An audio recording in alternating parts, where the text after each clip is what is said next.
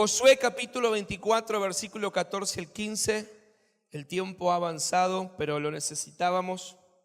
Realmente yo soy amante de la presencia de Dios y soy custodio de la gloria de Dios. Yo soy custodio de la unción, soy custodio de la honra, de la adoración a Él. ¿Me entiende? Cuando alguien custodia algo que la protege con su vida. Y la gloria de Dios, la adoración a Dios, la honra a Dios, hay que protegerla con todo lo que somos y con todo lo que tenemos. Y esta palabra que voy a impartir hoy tiene mucho que ver con respecto a lo que pasa hoy en día, como ha pasado en todas las generaciones. Un serio problema que tiene el ser humano y sobre todo el pueblo de Dios. Y la necesidad de revelar a la iglesia, sobre todo en este tiempo, de la importancia que es tener un legado y dejar un legado a la iglesia. Josué capítulo 24, versículo 14 al 15, voy a leer la versión Palabra de Dios para Todos. Y esta va a ser la segunda serie o la segunda prédica que arranqué el domingo pasado, que se llama Legado. Y en esta oportunidad voy a enseñar a cómo dejar un legado. ¿Cuántos tienen familia? Levanten su mano.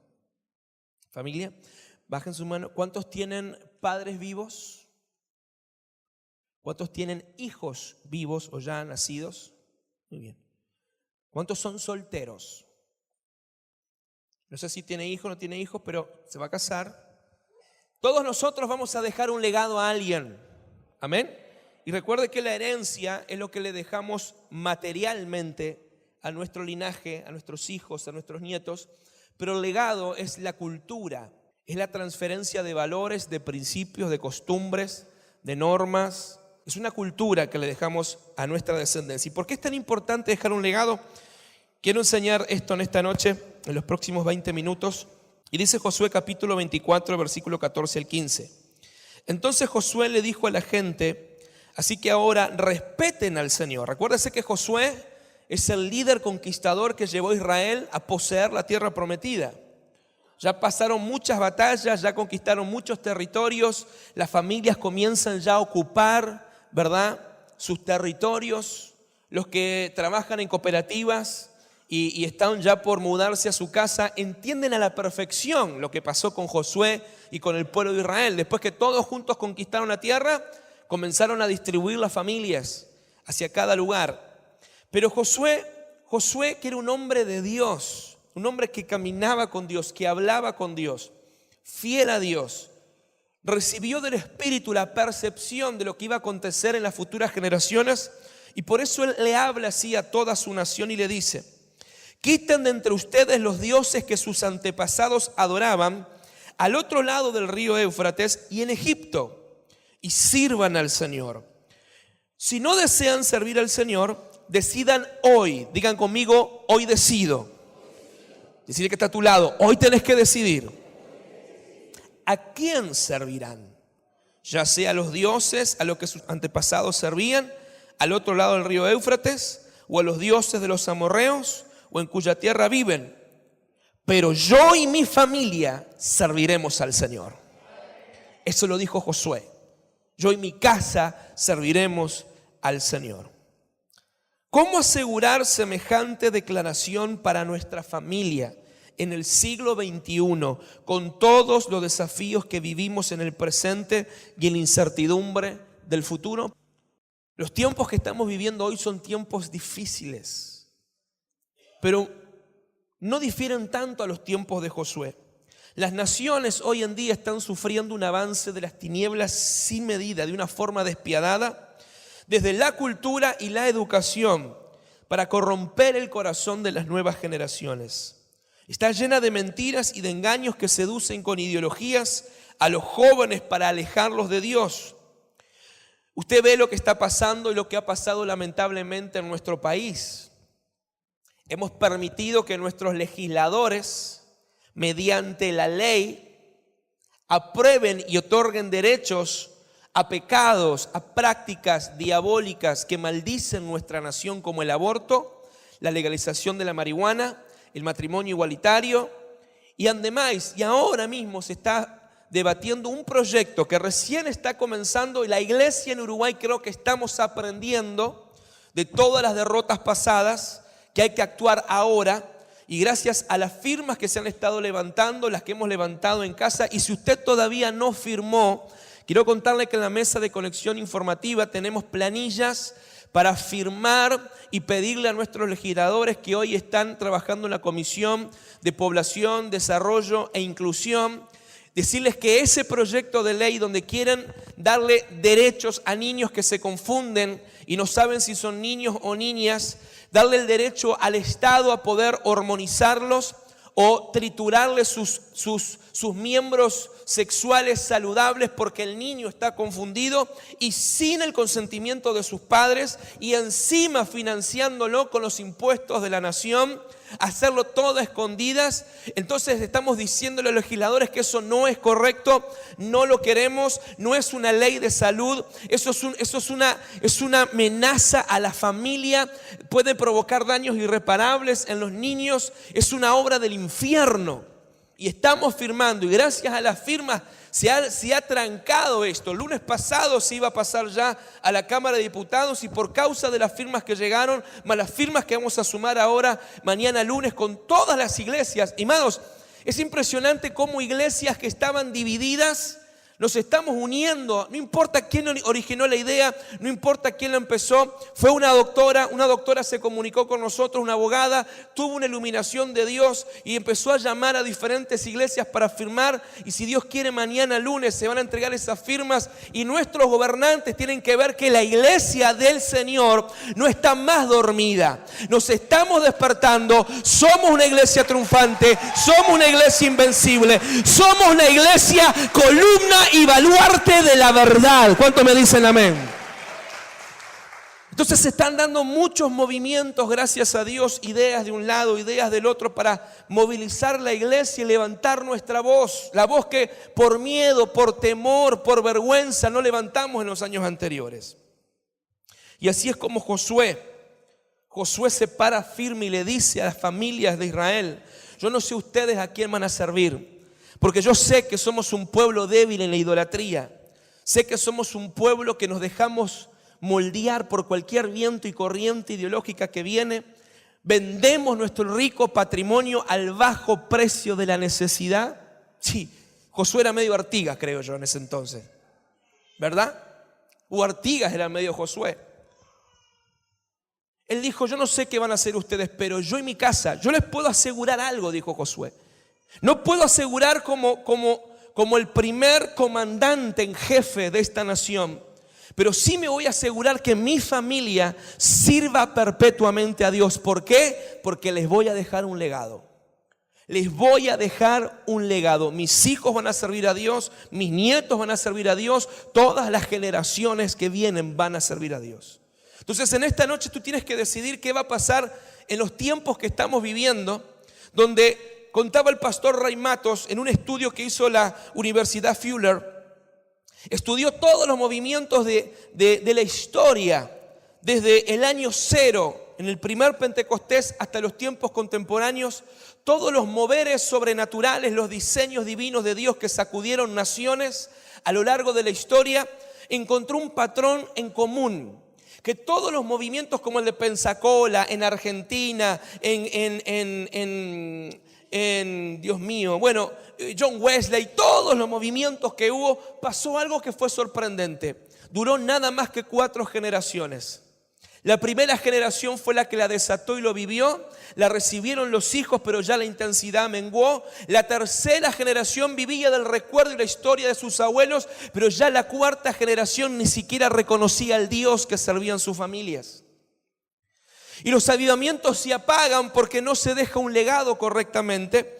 Y en esta noche yo quiero asegurarte y asegurarnos cómo poder dejarle un legado a nuestra familia, para que en los tiempos futuros, que son un misterio, los Jiménez, los López, los Rodríguez, todos los apellidos que están aquí envueltos, podamos asegurar de que nuestra descendencia no se va a torcer ni a diestra ni a siniestra, sino que va a seguir triunfante, va a seguir conquistadora, va a seguir adorando, va a seguir siendo fiel a Dios. ¿Vos querés que tu familia sea así? Entonces dice la palabra en Éxodo capítulo 12, versículo 24 al 27. Recordarán esta orden como una costumbre para ustedes y sus futuras generaciones. Cuando lleguen a la tierra que el Señor les prometió que les daría, seguirán celebrando esta ceremonia. Está hablando de la Pascua.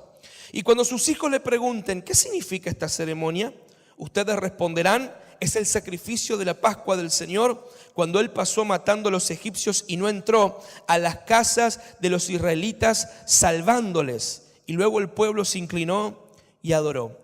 Hay 5 textos, hay 5 instrucciones que Dios dejó al pueblo de Israel, que hasta el día de hoy lo conservan, y nosotros como hijos de Dios debemos tomarlo como coherederos de Cristo Jesús. La palabra establece recuerden, y cuando la Biblia dice recuerden,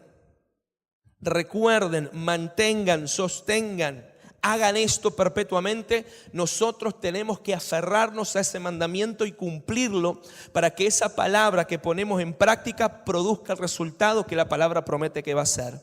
Muchos de nosotros no avanzamos, no seguimos conquistando, no seguimos logrando las promesas del Señor porque nos olvidamos fácilmente de sus órdenes, de sus instrucciones.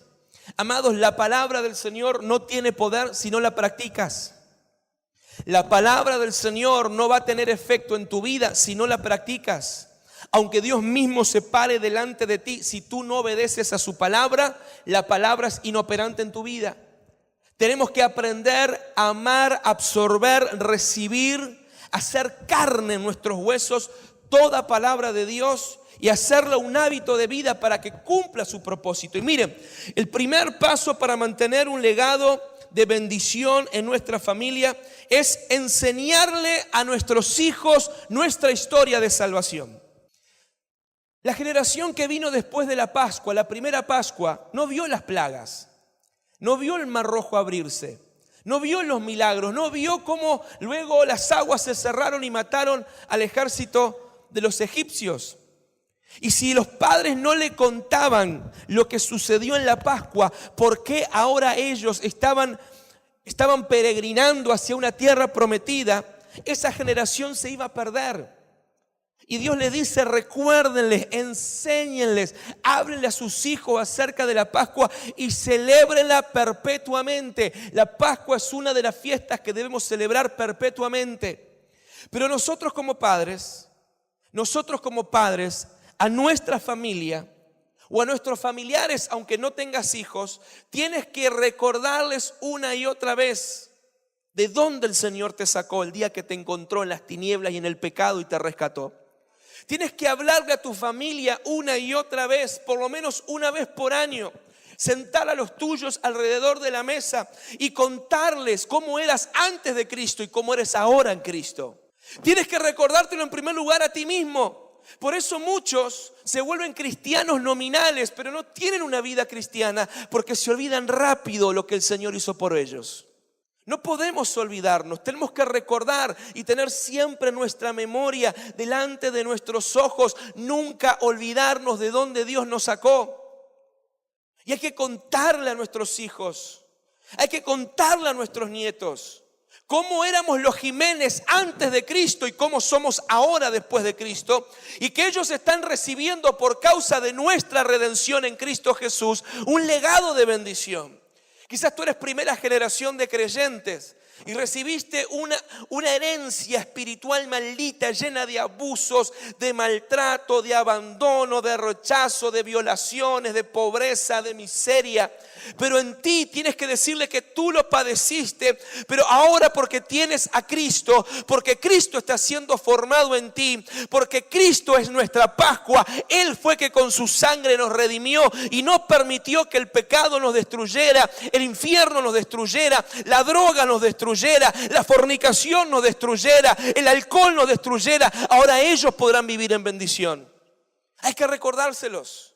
Hay que hablarles, hay que contarles y contarles toda la verdad. No quieras ocultarle por pudor nada. Espera a tus hijos que a medida que vayan creciendo, cuéntales de dónde el Señor te sacó. Dice la Escritura en Deuteronomio capítulo 6, versículos 6 al 7 y antes. Antes, iglesia, ¿por qué nosotros venimos el domingo a la casa del Señor? ¿Por qué nosotros damos nuestros diezmos y nuestras ofrendas? ¿Por qué nosotros venimos los jueves a ser formados como discípulos o entrenados como líderes? ¿Por qué nosotros predicamos la palabra? ¿Por qué nosotros trabajamos para el Señor? ¿Por qué nosotros, en vez de descansar un día de licencia, venimos a trabajar a la casa, hacemos cosas para el Señor? Hay que decirle a nuestros hijos que el domingo venimos a la iglesia no porque nos obliguen, venimos por gratitud. Que venimos a reunir la iglesia en el día del Señor porque no nos olvidamos lo que Él hizo por nosotros. Las familias que consideran el domingo como una opción a congregarme o no, según cómo pinta el día, según si la familia hace un asado o no hace un asado. Amado, tú no te das cuenta la gravedad de faltar una semana a la casa del Señor, lo que puede provocar en tu descendencia. Porque le estás diciendo a tu familia, no es importante. Dios no es importante, Dios no es lo primero, Dios no es lo que Él dice que es y yo no lo reconozco como en un momento lo reconocí. Testimonio de los padres cuando traemos nuestros hijos a la casa del Señor es mucho más poderoso que sentarnos a hablarles y contarles. Ellos tienen que ver que tú has puesto a Dios en primer lugar porque Él es tu Pascua, Él pasó por alto tus pecados y te dio oportunidades nuevas. ¿Cuántos me dicen amén? Entonces, Deuteronomio capítulo 6, versículos 6 al 7 dice: recuerda siempre estos mandamientos que te doy hoy. Enséñaselos a tus hijos y háblales sobre ellos cuando estés en tu casa, cuando camines, cuando te acuestes y cuando te levantes. El segundo principio para dejarles un legado a nuestros hijos es: enséñales los mandamientos del Señor y los beneficios de obedecerlos. ¿Cuántos creen que los mandamientos del Señor son buenos? ¿Cuántos creen que los mandamientos del Señor producen fruto y resultados? ¿Cuántos se saben los mandamientos de memoria? Y si no sabes los mandamientos de memoria, ¿cómo se lo vas a enseñar a tus hijos? Una práctica que tenemos que hacer hábito en nosotros es responder al pie de la letra esta orden. Enséñale los mandamientos mientras camines, cuando los acuestas y cuando se levantan. Iglesia, yo quiero dejarte un recado, quiero dejarte un deber, quiero dejarte una ordenanza como tu pastor a partir de hoy. A partir de hoy te tienes que aprender los 10 mandamientos de memoria y todos los días, perpetuamente, asegurarte de que tú los estás viviendo y de que le estás enseñando a tus hijos con el ejemplo y que tus hijos también sepan de memoria los mandamientos. En resumen, serían así. Dios dijo en Éxodo 20, yo soy el Señor Jehová tu Dios que te sacó de la tierra de Egipto. Primer mandamiento, no tendrás dioses ajenos delante de mí. Segundo mandamiento, no te harás imágenes ni te inclinarás ante ellas. Tercer mandamiento, no tomarás el nombre del Señor tu Dios en vano. Cuarto mandamiento, guardarás el día de reposo. Guardarás el día de reposo. Ay, papi, ¿por qué no vamos el domingo a la iglesia? Porque es el día de reposo, ese día es de Él. Y nosotros como familia guardamos los mandamientos. Quinto mandamiento, y nos encanta este a los padres: honra a tu padre y a tu madre para que te vaya bien en todo y tengas largura de días. ¿Cuántos padres dicen amén? Entonces honra a tus padres naturales y honra a tus padres espirituales si quieres que tus hijos te honren a ti mañana. Mandamiento número 6, no matarás. Mandamiento número 7, no adulterarás. Mandamiento número 8, no robarás. Mandamiento número 9, no mentirás. Y mandamiento número 10, no codiciarás. Apréndetelos de memoria y todos los días ejercítalos con tus hijos. Y aun cuando sean grandes, pregúntale: hijo, ¿cuál es el primer mandamiento? Ahora veníamos de camino a casa, de casa a la iglesia, y empezamos a hablar los mandamientos. Y si los voy cambiando, y les digo, y no me los digan desordenados, me lo dicen en su lugar. Facu, ¿cuál es el primer mandamiento? No tendrás dioses ingenuos delante de mí. Ajenos, Facundo. ¿Cuál es el 10º mandamiento? No condicionarás. No codiciarás, Facundo. Pero él los va tomando, los va asimilando, se va confundiendo, pero los va agarrando. Mañana él va a tener situaciones que lo van a comprometer en su fe y lo van a comprometer en su obediencia. Y lo primero que va a recordar es a ti, papá, o a ti, mamá, hablándole con el ejemplo que tú eras alguien que le dejó un legado de bendición. ¿Me está entendiendo? No mentirás, mi amor. Y si te agarra mintiendo, estás en el horno. No mentir es no mentir nunca. En nuestra casa tenemos el pacto de ir con la verdad, cueste lo que cueste y vengan las consecuencias que tengan que venir. En casa hay un compromiso que si alguien me pregunta, yo no le voy a mentir o disfrazarle la verdad para zafar, le voy a decir la verdad. Porque ellos tienen que caminar en bendición.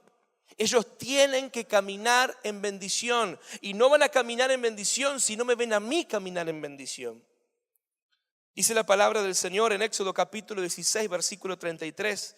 Y luego Moisés le dijo a Aarón, toma una vasija y pon en ella unos 2 kilos de maná. Ponla en la presencia del Señor y guárdala para tus futuras generaciones. Tercer principio para dejar un legado. Enséñale a Dios sobre la provisión divina. Cuéntale a tus hijos, cuéntale a tu familia las veces que desesperadamente no tenías para comer.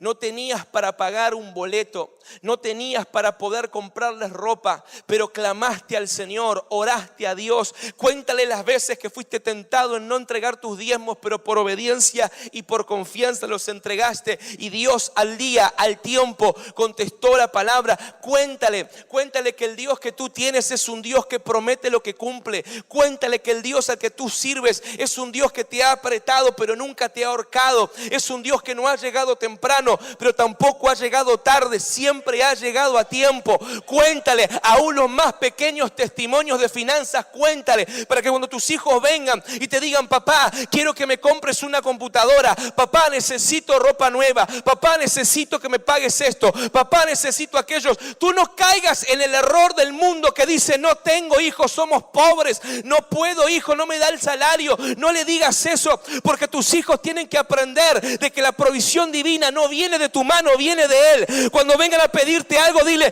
yo no tengo ahora, yo no puedo ahora, pero vamos a orar y Dios va a enviar la provisión. ¿Cuántas veces a mis hijos me han venido a pedir algo y hemos aprendido con mi esposa que está prohibido en casa decir no tengo y no puedo?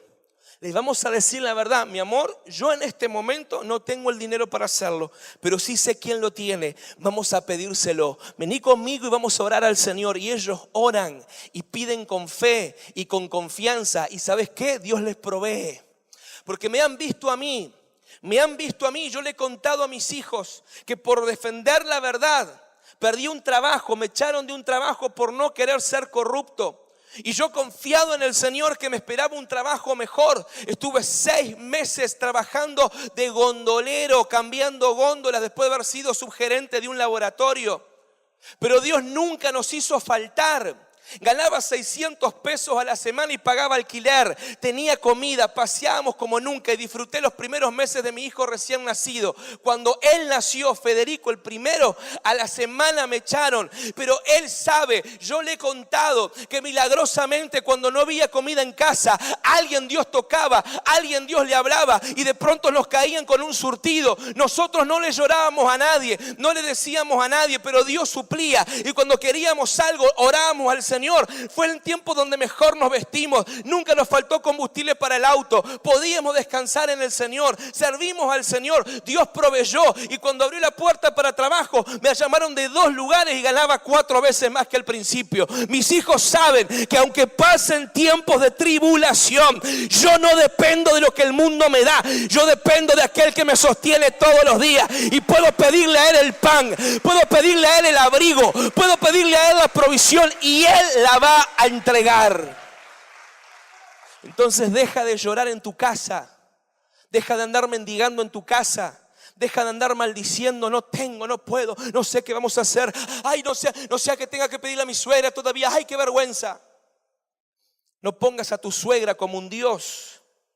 No pongas a tu suegro como un Dios, varón, hacete cargo, ponete los pantalones y ponete a orar, que sea tu esposa que te vea orando y en vez de correr a un prestamista que te va a agarrar y te va a tener preso por mucho tiempo, no, andate a las rodillas y decirle, Señor, tú eres mi fuente, tú eres mi proveedor, no me dejaste faltar ayer. Y comienza a recordar los testimonios porque, amado, no me digas, tú tienes un testimonio, al menos un testimonio tú tienes, sí o no. Entonces aférrate a eso y dale gracias al Señor, porque es el maná que un día Dios dio.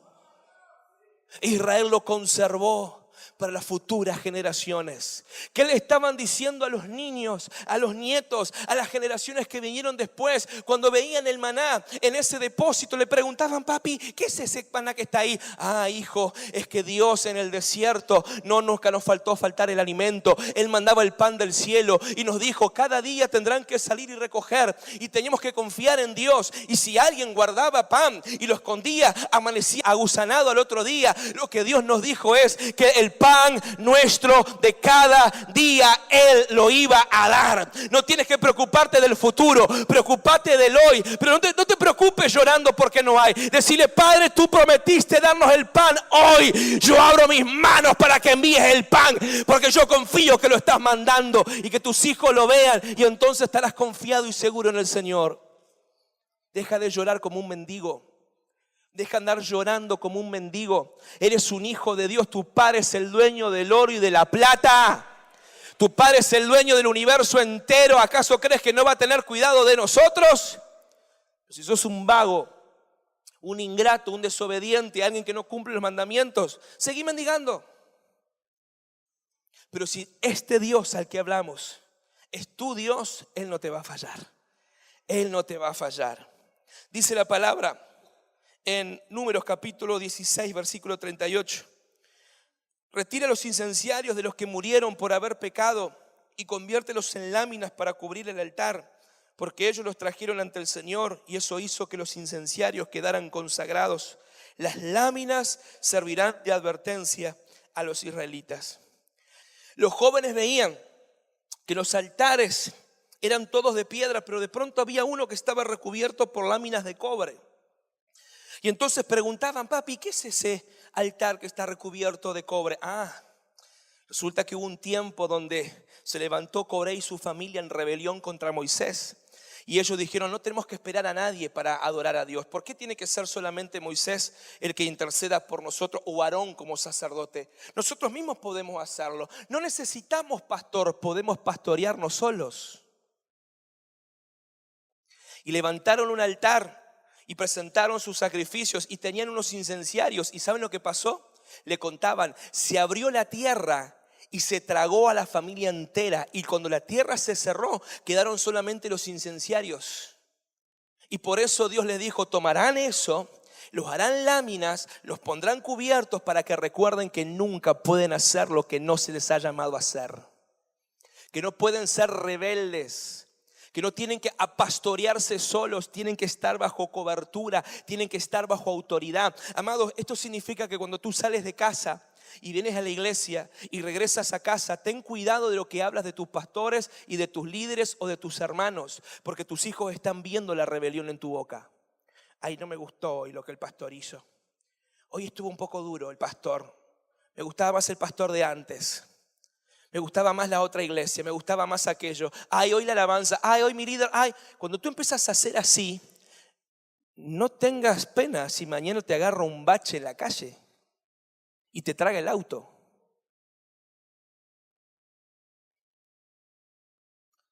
Iglesia, nosotros le estamos enseñando a nuestros hijos, cuando hablamos delante de ellos, las diferencias que tenemos con nuestras autoridades, aún con nuestro propio patrón en el trabajo. Le estamos enseñando que no hay que estar bajo autoridad, que uno se manda solo. Si tú no llegas puntual a la casa del Señor, ¿qué le estás enseñando a tus hijos? Si tú no eres comprometido con aquello que asumiste como una responsabilidad, ¿qué le estás enseñando a tus hijos? ¿Llegas tarde a la iglesia? Tus hijos llegarán tarde al cielo. Porque lo que tú no le enseñas a tus hijos con tu ejemplo, ¿cómo vas a después mañana exigirle a ellos lo mismo? ¿Tú quieres que tus hijos te honren? Honra a tus autoridades. ¿Tú quieres que tus hijos te obedezcan? Obedece a tus autoridades. No te mandes como los hijos de Coré a hacer lo que se te cante, cuando se te cante y como a ti te lo consideres, porque, amado, eso es muy peligroso. El legado es: recuérdales, recuérdales, recuérdales. Primer legado: recuérdales la Pascua, recuérdales de dónde Dios te sacó. Segundo legado: enséñale y recuérdale los mandamientos, el decálogo.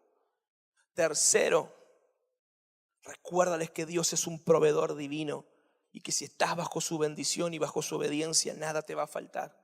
Recuérdales a ser obedientes y fieles al Señor y a las autoridades que Él está estableciendo. Podrás tener diferencias, sí. Una autoridad deja de ser autoridad el día que Él se sale bajo su autoridad.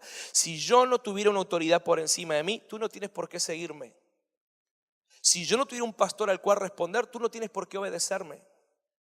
Y yo sería un hipócrita si te pido que me obedezcas, si te pido que me sigas.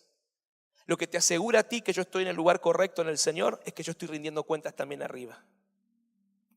Algo que este estado se olvidó, lo encontrábamos en Minas ayer. De paso digo, felicito a la red de jóvenes por el paseo a Minas, estuvo extraordinario, buenísimo.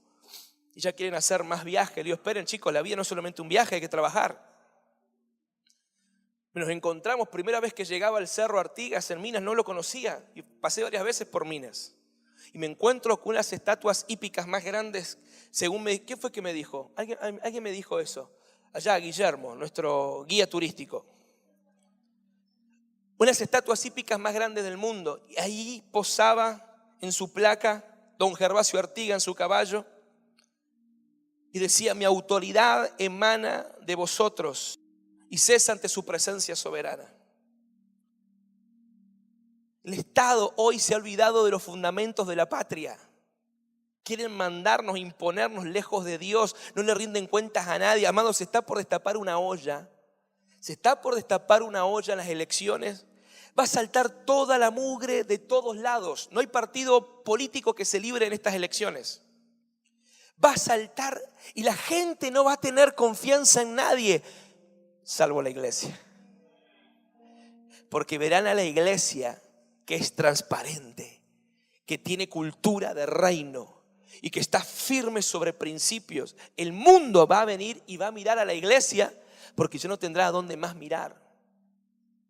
Y este es el último punto que quiero darte en el legado de bendición. Enséñales de la fiesta de Purim. Enséñales de la fiesta de Purim. Dice Esther capítulo 9 versículo 28.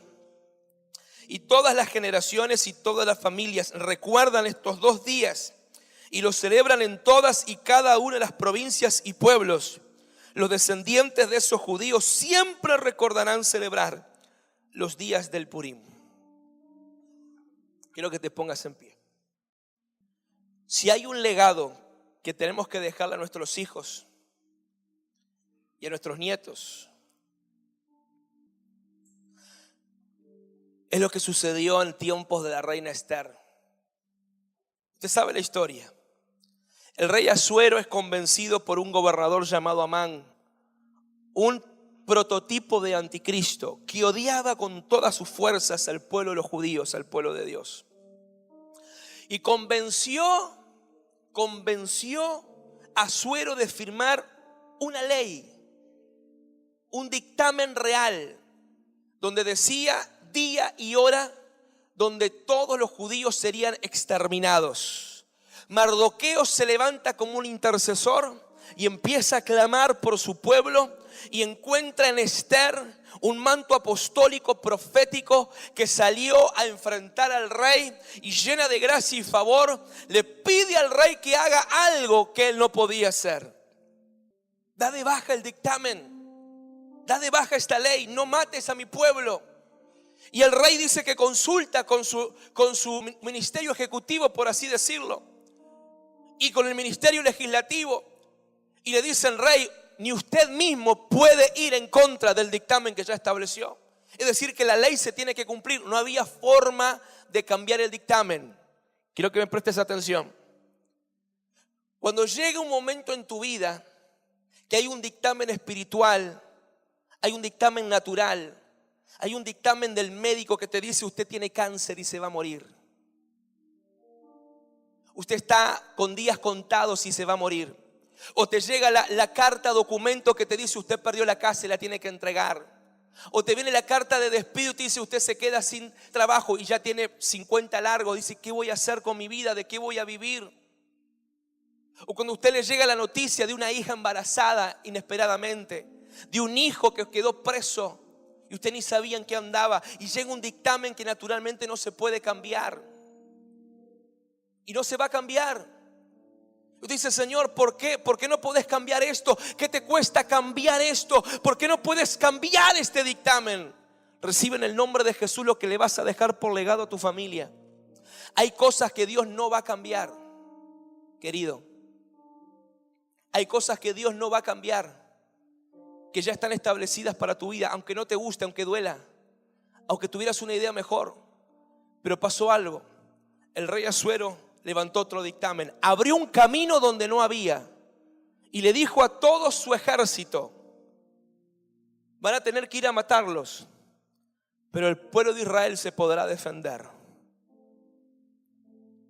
Pero el pueblo de Israel se podrá defender. Y corrió este dictamen nuevo sobre todo el pueblo de los judíos, que estaban llorando, angustiados, porque venía la noticia, porque ya se había propagado por toda la nación que los judíos en un día iban a desaparecer de la faz de la tierra. Pero les dijeron: podrán pelear y Dios estará de su lado. Los judíos se levantaron con un espíritu renovado y dijeron: que venga el mundo contra nosotros, que los vamos a destruir. ¿Y saben qué dice la palabra?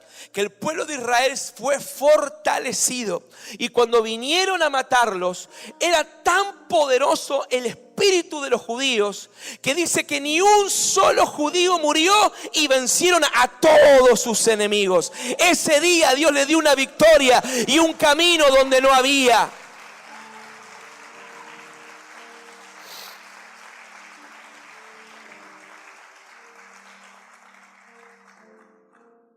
Dios abrirá camino donde no lo hay.